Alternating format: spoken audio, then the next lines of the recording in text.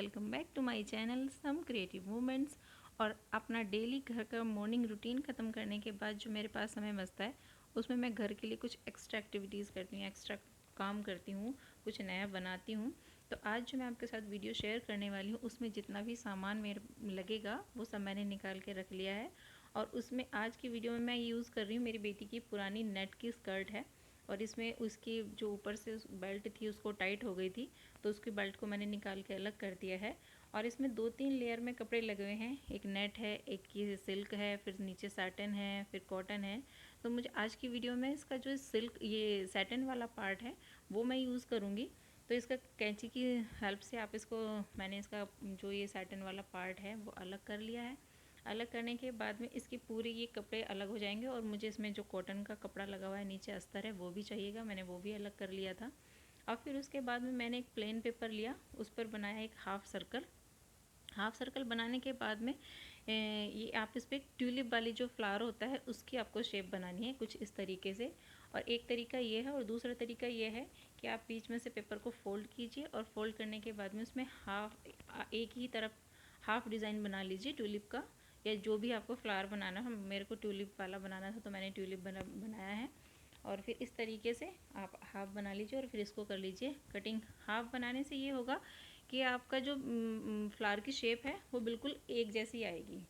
अलग अलग जैसे कभी हम बीच में से बनाएंगे तो पत्तियों का अलग अलग हो जाएगा, तो वो नहीं होगा।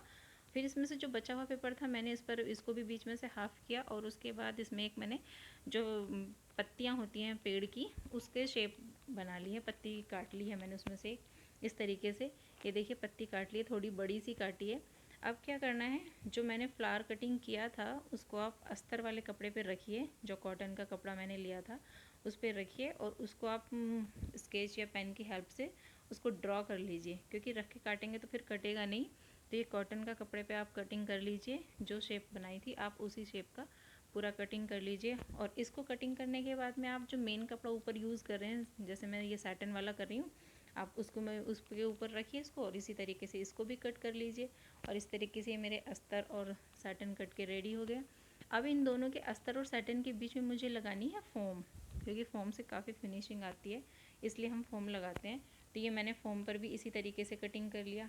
अब मेरे पास जो मैंने ये पत्तियाँ काटी थी उसके लिए कपड़ा लिया है मैंने ग्रीन, और ग्रीन कलर पर भी जितना भी आपके पास कपड़ा हो उसके ऊपर आप एक ही बार में ये पत्तियाँ रखिए और ड्रॉ कर लीजिए, क्योंकि ये आसानी से जल्दी कट जाएगा। इसमें जितना भी आपको समय लगने वाला है वो बस थोड़ा सा कटिंग करने में लगेगा समय, बाकी उसमें नहीं लगेगा किसी भी चीज़ में, और देखने में बहुत सुंदर लगेगा। आप इसको पत्ती ड्रॉ कर लीजिए, जितना भी मेरे पास कपड़ा था मैंने उस पर एक साथ ड्रॉ कर लिया, और उसके बाद में इनको आप कटिंग कर लीजिए। और कटिंग करने के बाद में ये शेप पूरी इस तरीके से आएगी कि आपके सामने लगेगा कि आप फ्लावर की कोई पत्तियाँ ही आ गई हैं। तो ये, और उसके बाद में नीचे आपको लगाने के लिए एक इसमें भी अस्तर चाहिए, तो इसमें मैं डार्क कलर का अस्तर लगा रही हूँ, क्योंकि लाइट कलर का मैं ऊपर लगाऊंगी फ्लावर्स के साथ में, और थोड़ा ब्राइट सा कलर है, ये थोड़ा डल सा हो रहा था तो इसलिए मैंने इसको नीचे लगा दिया है डार्क वाला जो है। और ये आप सारी इसी तरीके से इसकी लाइनिंग की भी सारी पत्तियाँ कटिंग करनी है आपको। और इसमें भी मुझे फोम लगानी है नीचे, तो इसमें भी हम पत्तियों को रख के ऊपर से इसमें ड्रॉ करने की ज़रूरत नहीं है, ये आसानी से कट जाएगा। और इस तरीके से आपको सारी फॉर्म में भी कटिंग कर लेने, फ्लावर्स में भी फॉर्म लगानी है, पत्तियों में भी फॉर्म लगानी है, तो इनसे एक फिनिशिंग बहुत अच्छी आएगी। इस तरीके से मेरे फ्लावर और जो लीफ की मैंने काटी थी वो सारी कटिंग कर लेनी है, क्योंकि फॉर्म थोड़ी सी बड़ी थी तो मैंने सोचा सारी इकट्ठी एक बार में कटिंग करके रख लीजिए सारी पत्तियाँ, और जब सिलने बैठोगे आप इनको तो बहुत जल्दी बन जाएगा। ये सिलाई में इसमें टाइम नहीं लगता है, जो भी टाइम लगेगा थोड़ा सा कटिंग करने में ही टाइम लगेगा, लेकिन ये है कि कुछ नया कुछ अच्छा करने के लिए थोड़ी मेहनत तो करनी पड़ती है, ऐसे तो नहीं हो जाएगा। लेकिन बनने के बाद बहुत अच्छा लगता है, ये मास्टरपीस एकदम लग रहा है, इसको बोल सकते हैं आप। और ये मैंने सारी फॉर्म और पत्तियों की जो वो थी कटिंग कर ली है। और फिर उसके बाद में अब इनको बारी आती है इनको एक जगह जोड़ने की। तो फोम हम किस तरीके से लगाएंगे, पहले आपको फोम रखनी है, फिर उसके बाद में लाइनिंग रखनी है, और जो ऊपर वाला कपड़ा है सिल्क वाला वो आपको उल्टा करके रखना है। उल्टा इसलिए क्योंकि जब इसको हम सीधा करेंगे तो ये फिर सीधा निकल के आएगा। तो अभी आप इसको कच्चा कर लीजिए, जैसे बड़े बड़े टाँके लगा लीजिए हाँ सुई से, तो बहुत जल्दी हो जाएगा। मशीन से जल्दी नहीं हो पाएगा क्योंकि खिसकता कपड़ा काफ़ी है। तो जैसे आपको फ्लावर पे कच्चा किया है वैसे ही आपको लीफ वाले सारे तैयार कर लेनी है। उनमें बीच में अस्तर लगाना है, फिर उसके ऊपर फोम लगानी है और एक तरफ इसको मेन कपड़ा लगाना है। और इनको भी आप सारा कच्चा कर लीजिए। कच्चा करने से ही जल्दी होगा कि आपका काम भी जल्दी हो जाएगा और ये हिलेगा डुलेगा नहीं, तो फिर ये सिलाई करने में भी आपको बहुत ज़्यादा आसानी रहेगी। क्योंकि मशीन से ये फोम जो होती है थोड़ा मशीन में कम खिसकती है, आगे को धीरे धीरे से खिसकती है, तो इसलिए आप इसको अच्छे से जब ये कर लेंगे तो बहुत जल्दी बन जाएगा। ये देखिए मेरे सारी जो लीफ हैं और फ्लावर हैं वो सब मैंने कच्चा करके तैयार कर लिया है। सारी पत्तियाँ और फ्लावर तैयार करने के बाद में अब बारी आती है इसको सिलने की। सिलने में भी ये बहुत आसान है, सबसे ज़्यादा आसान, कम समय इसको सिलने में ही लगता है, वो भी मशीन से, क्योंकि एक ही सिलाई में सब कुछ सिलाई पूरी हो जाती है इसकी। और इसमें जहाँ जहाँ पर भी आपको ये टर्न कटिंग किया है और जहाँ जहाँ पर भी इसके टर्न आ रहे हैं, वैसे ही आपको उसी शेप में आपको सिलाई मारनी है। सिलाई भी एक पैर की करनी है, क्योंकि जितने जैसे कटिंग आपने ये गहरे वाले किए हैं वैसे ही गहराई से लेके जाइएगा, तो ये सीधा करने में बहुत अच्छी शेप आती है इसकी। जब आप इसको सीधा करेंगे तो बहुत अच्छी शेप आएगी। और वो नीचे का लाइनिंग आप देखते रहिए कि कहीं कम ना रह जाए। तो उसी तरीके से जैसे आपने ये कटिंग किया था वैसे ही आपको इसको मोड़ के घुमा करके आपको इस पर सिलाई करनी है। और सिलाई करने के बाद में थोड़ा सा इसको छोड़ देना है सीधा करने के लिए, थोड़ी सी जगह, और ये इस तरीके से तैयार हो जाएगा। और तैयार करने के बाद में अब इसको कटिंग करने की बारी आती है। तो कटिंग करने के लिए जहाँ पर हमने सिलाई लगाई थी, ये जो गहरे वाले टर्न है यहाँ पर थोड़ा सा गहरा कट कीजिए। और इसके जो किनारे हैं बाकी सिलाई के बाहर वाले, उसमें छोटे छोटे से कट मार लेना है। कट मारने से क्या होता है कि इसके जब हम इसको सीधा करेंगे तो फिनिशिंग बहुत अच्छी आती है। जहाँ पर इसके नोक हैं और इसके जितनी एक्स्ट्रा फोम या कपड़े हैं वो आप इसको कटिंग कर देना।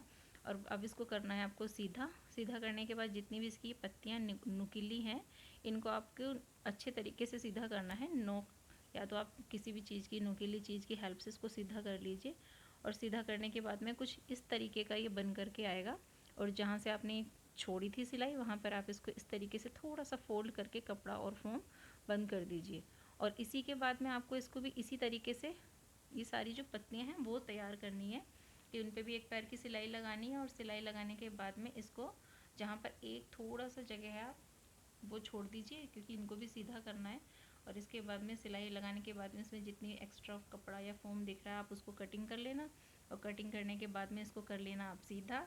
और सीधा करने के बाद इसमें जो शेप बन के आएगी ना, वो पत्तियाँ बाकी में बहुत सुंदर लग रही थी ये इस तरीके से। और जो ये खुला हुआ पार्ट है आप इसको बंद कर दीजिए और मशीन से आसानी से बंद हो जाएगा ये। बंद करने के बाद में अब एक हमें करना क्या है, इसमें और फिनिशिंग देने के लिए जो हमने सीधी कर ली थी ये पूरा फ्लावर, आपको उस पर एक पैर की सिलाई जैसे हमने अंदर लगाई थी वैसे ही हमें बाहर लगानी है, सीधे करके लगानी है। तो उसमें क्या होगा कि एक अच्छे से डिज़ाइन बन जाएगा इसके ऊपर, और पत्तियों पे भी और फ्लावर पे भी। अभी मैं आपको दिखाती हूँ कि किस तरीके से ये डिज़ाइन बनेगा। ये डिज़ाइन बनाने के बाद ऐसा लगा कि जैसे हमने सचमुच की पत्तियाँ, ये देखिए इस तरीके से आपको सिलाई लगानी है एक पैर की, फ्लावर पे भी और ये सारी पत्तियों पे भी। और ये मेरे फ्लावर और पत्तियाँ सारी बन करके रेडी हो गई। बनने के बाद में लग रहा था कि वाकई में टुलिप खिल गए हैं पूरे। और ये इस तरीके से मैंने सारी इसकी पत्तियाँ तैयार कर ली हैं, फ्लावर्स तैयार कर लिए। अब बारी आती है इनको एक जगह किस पैटर्न में हमें जोड़ना है, असेंबल करना है। तो आप वो जिस भी पैटर्न में आप इसको करना चाहते हैं, मैंने ये वाला पैटर्न किया था कि एक फ्लावर और पत्तियाँ उस तरीके से मैंने लगाए हैं। ये देखिए एक फ्लावर एक पत्ते, एक फ्लावर एक पत्ते, इस पैटर्न में मैंने इसको तैयार किया है। और इसी तरीके से आप तैयार करिए, लेकिन इसको रखना है आपको उल्टा करके, सीधा नहीं रखना, उल्टा करके रखना है। क्योंकि जब हम इसको जोड़ेंगे हम एक दूसरे के ऊपर कोई भी ना पत्ती ना फ्लावर बिल्कुल भी नहीं चढ़ाना है। ये सिर्फ हमें जैसे रखना है, रखते हैं वैसे ही रखना है। और इसको उल्टी तरफ से आपको एक ही लेयर में अस्तर अस्तर में और फोम में बस टाँके लगाने हैं कच्चा करके, जैसे मैंने लगाए थे। थोड़ा ज़्यादा कर लीजिएगा कच्चा और इसको ज्वाइन कर देना है। बाहर की तरफ इसके धागे बिल्कुल भी ना दिखाई दें, जो आप सुई से सिल रहे हो उसको बाहर की तरफ ना दिखाई दें, अंदर ही रहना चाहिए। उसी से बहुत फिनिशिंग से बंद करना है। ये जो सिलाई जोड़ना है इनको बहुत फिनिशिंग से करना है। और फिनिशिंग से करने के बाद में इसकी सिलाई बाहर ना दिखाई दे। देखिए ये ऐसे नहीं लग रहा है कि एक दूसरे के ऊपर मैंने इसकी पत्तियाँ चढ़ाई हैं, सिर्फ जैसे हमने एक दूसरे के साथ टच करके रखा है उस तरीके से ये मैंने इसको ज्वाइन किया है। और बनाने के बाद में कुछ इस तरीके का ये मास्टरपीस बन करके रेडी हुआ है। चाहे आप इसको एक तरह से मैंने रनर बनाया है, चाहे आप इसको टेबल पे डालिए, रनर के लिए बेड पे डालिए, या किसी भी चीज़ पे जहाँ पर भी आपको मन है। और ये वीडियो आपको अगर पसंद आई तो लाइक कीजिए, शेयर कीजिए एंड सब्सक्राइब ज़रूर कीजिएगा।